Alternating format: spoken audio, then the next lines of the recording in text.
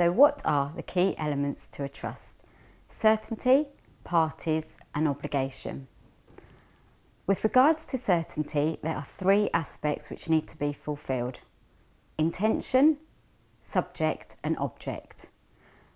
Intention to create a trust is paramount. Basically, the person setting up the trust, otherwise known as the settlor, must ensure that the words used to create the trust, or by their actions they intend to create that trust for the benefit of others. Subject matter. The assets or investments that are to be held in the trust must be clearly identified. It is essential that when the trust is created, somebody doesn't, for example, say to hold my shares upon trust. We have to identify precisely which shares are to be held. So, for example, if it's your BP shares that you want to pass to trustees to hold upon trust, the trust needs to specify my BP shares of 100 or 200 are to be held on trust for the benefit of these people. Object. These are essentially the individuals that are to benefit from the trust. Again, whilst with the trust we can have individual parties that are identified, for example, children or grandchildren or nieces or nephews.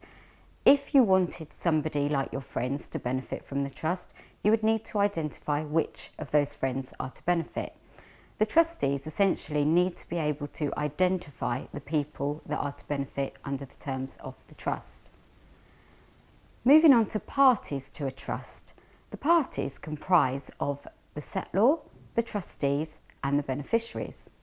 The settlor has to be over the age of 18 with full legal and mental capacity. The settlor is essentially the person that transfers the assets to the trustees to hold upon the terms of the trust.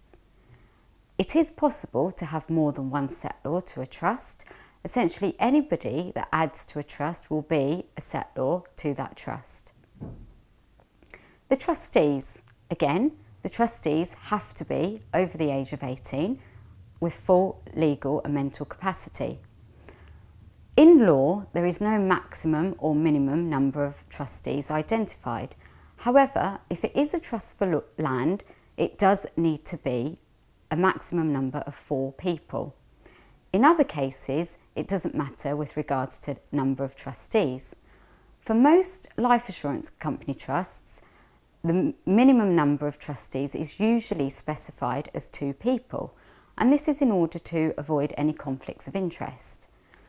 For many family members, whilst they may decide to act as trustees, it's also usual for them to possibly want a professional to act, for example, a solicitor or an accountant, or maybe a trust corporation. The beneficiaries are, as I said earlier, those that are to benefit under the terms of the trust. And finally, obligation.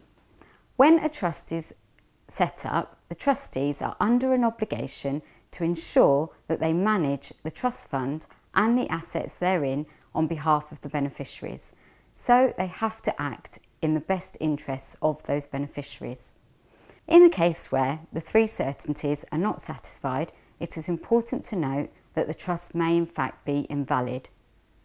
For more information on trusts and the legal formalities that need to be complied with, please refer to Techlink. We have a library section entitled Trust Taxation, which has a lot more information for you.